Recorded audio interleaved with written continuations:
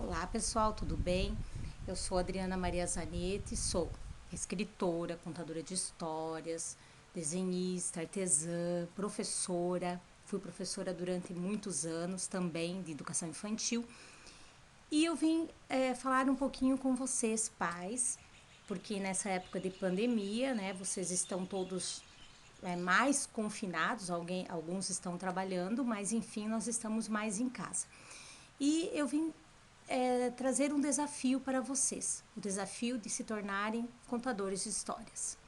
Todos nós podemos ser contador de história, tá? Ah, eu não sei contar história. Não, todos nós podemos ser contadores de histórias e isso eu vou falar num próximo vídeo para vocês, tá? Mas primeiramente eu queria dizer assim, conta história para os seus filhos. Por quê?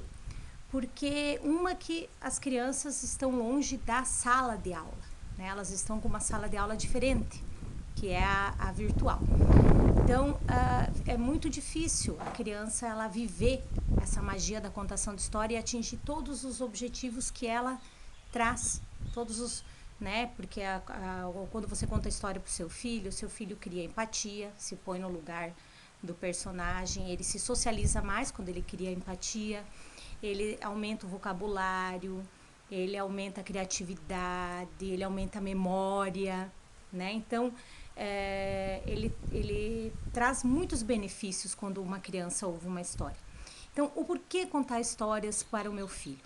Porque quando você conta e não lê, tá? Quando você conta a história e não lê ela e mostra a gravura, por exemplo, o passarinho, aqui a menininha, ó. A menina viu o sol, né? E assim você vai mostrando as gravuras. Por que você deve contar? Porque quando a criança ouve uma história que você contou, ela atinge 100% de imaginação ativa. Isso quem falou foi uma psicóloga, tá? E ela então diz que a criança atinge 100% da imaginação ativa. Por quê? Porque ela imagina tudo da história, tá? Então, por isso que eu estou desafiando vocês.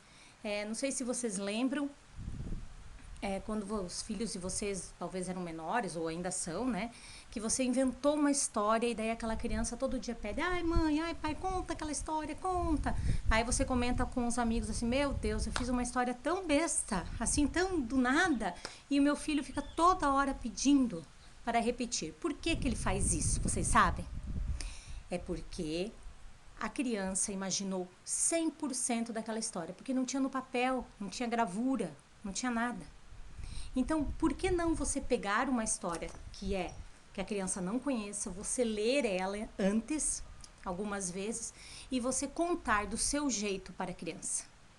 Lógico que você não vai fazer a história como ela é, assim, sem, né, como personagem. Não, você vai contar da sua forma.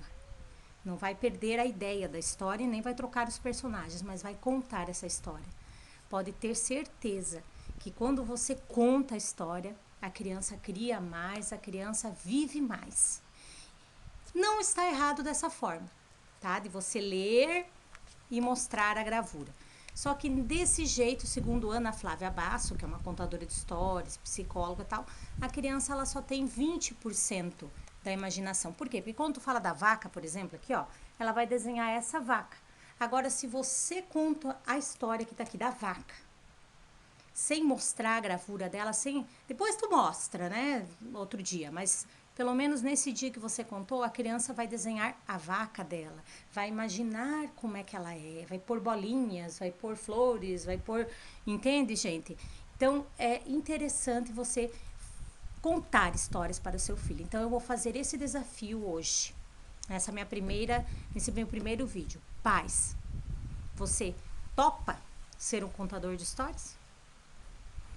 Então, esse é a primeira parte do meu vídeo. E no próximo vídeo, então, eu irei mostrar por que você é e pode se tornar um contador de histórias. Beijos, dê um like no meu canal, curtam e até a próxima, pai.